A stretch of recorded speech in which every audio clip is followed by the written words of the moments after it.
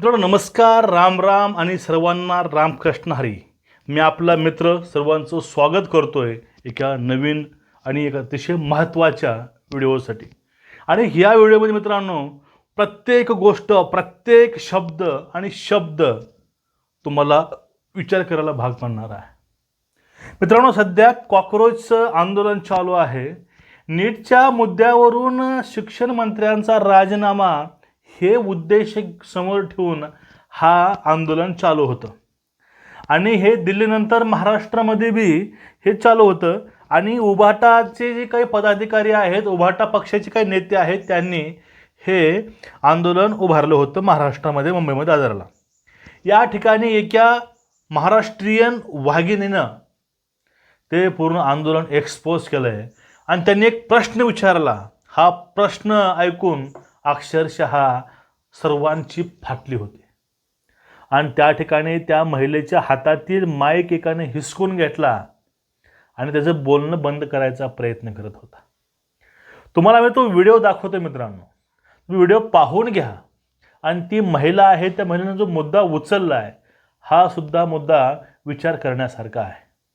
पहा. ती एक्झाम जी national entrance eligibility taste आहे ती रिझर्वेशन बेसिसवर करायला पाहिजे. ओपन कॅटेगरीतल्या मुलांना निगेटिव्ह मार्क मिळत नाहीत. निगेटिव्ह मार्क मिळालेले 13 लोकांना तर तुम्ही जागा देता. जे 30,000 फक्त सीट्स आहेत त्याच्यामध्ये पण तुम्ही निगेटिव्ह मार्क्स देता. आणि जी ओपन मधली मुलं आहेत त्यांना सीट मिळत नाही का? फर्स्ट ऑफ ऑल थांबा, मी बोलतेय मी प्रश्न विचारते. लोकांच्या समोर आंदोलन करता, मग लोकांचे प्रश्न पण सोडवा ना. आता ज्यांचं सरकार आहे ना त्यांची सध्या जबाबदारी आहे, त्यांनी नाही सोडलं आम्ही सोडू. ऐका ना, मग तेच ना, मी तुम्हाला तेच म्हटलं. तुम्ही किती न्यूज बघितली मला माहिती नाही. झाली तीन हे बघा, 3 मेला एक्झाम झाली. 7 मेला कळलं की फ्रॉड झालाय. 8 मेला गव्हर्नमेंटनीच का सांगितलं की पोलीस कंप्लेंट केली की झालाय फ्रॉड म्हणून. त्याच्यानंतर सीबीआयला गव्हर्नमेंटनीच सांगितलं. झालं. जून मध्ये एक्झाम झाली, जुलैमध्ये एक्झाम त्याचा रिझल्ट लागलाय. तुम्हाला अजून काय पाहिजे त्याच्यासाठी? नेक्स्ट इयर तुम्ही 20 मुलांचंच बोलताय. मी तेच विचारते ना, रिझर्वेशन तुमचं रिझर्वेशनचं जे निगेटिव्ह कॅटेगरीमध्ये मुलं जागतात नाही. तुम्ही डॉक्टरांची क्वालिटी विचारताना दरवर्षी ती रिझर्वेशन कॅटेगरीमुळेच होते. निगेटिव्ह मार्क माली मुलं बसूच कसे शकतात, डॉक्टर बनूच कसे शकतात? त्यांचे प्रश्न हे सरकारला आहेत बरं का, आपल्याला हा, नाहीये. मी तेच विचारते.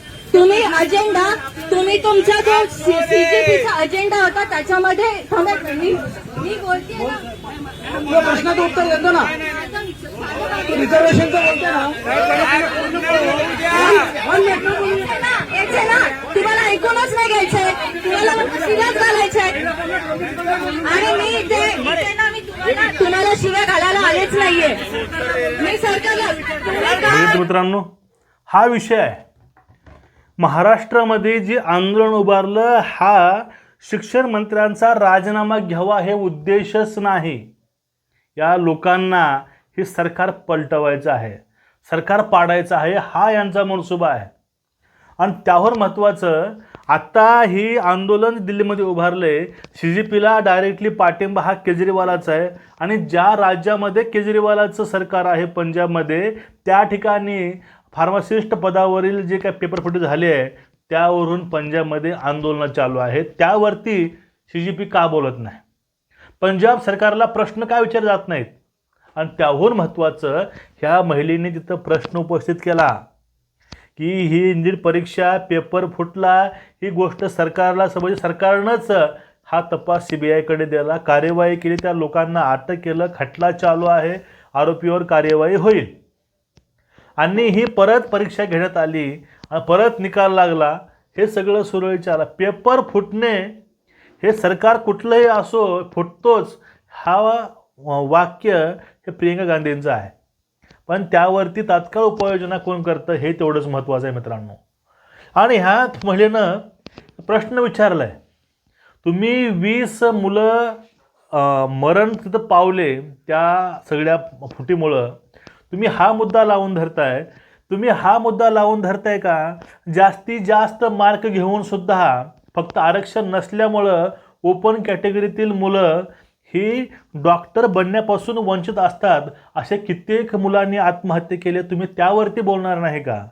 हा CJPचा मुद्दा नाही का? हा अतिशय महत्त्वाचा प्रश्न ह्या महिलेने विचारला मित्रांनो. हे सगळं चाललंय ना, हे फक्त आणि फक्त राजकारण चाललंय. सगळ्यांना आपापल्या पोळ्या भाजायच्या आहेत. अहो, त्या महिलेच्या हातामधला माईक एका हरामखोरानं हिसकून घेतला. त्या महिलेचा मला तुम्ही सांगा ना, त्या महिलेचा एकतरी प्रश्न चुकीचा आहे का? त्या महिलेनं ते वाघिणीनं जे बोललंय तिचा एक आणि एक शब्द हा खरा आहे. ओपन कॅटेगरीमध्ये किंवा आरक्षणाच्या नावाखाली जे जे डॉक्टर बोगसमध्ये भरले गेलेत गुणवत्ता नसताना, त्यांच्यावर कोण बोलणार आहे का नाही? त्यांच्यावरती नेमकं बोलायचं कोण?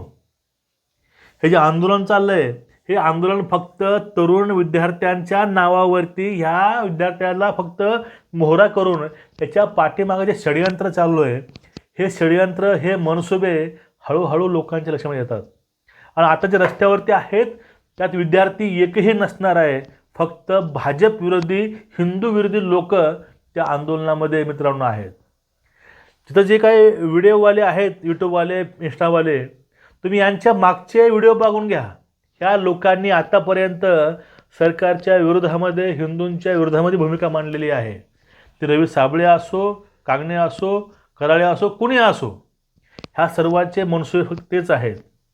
सरकारला याच्या माध्यमातून वेठीस धरणं, सत्ता पालट करणं, जाळपोळ करणं, सरकार अस्थिर करणं आणि भारताची बदनामी करणं, फक्त एवढा यांचे मनसुबे आहेत.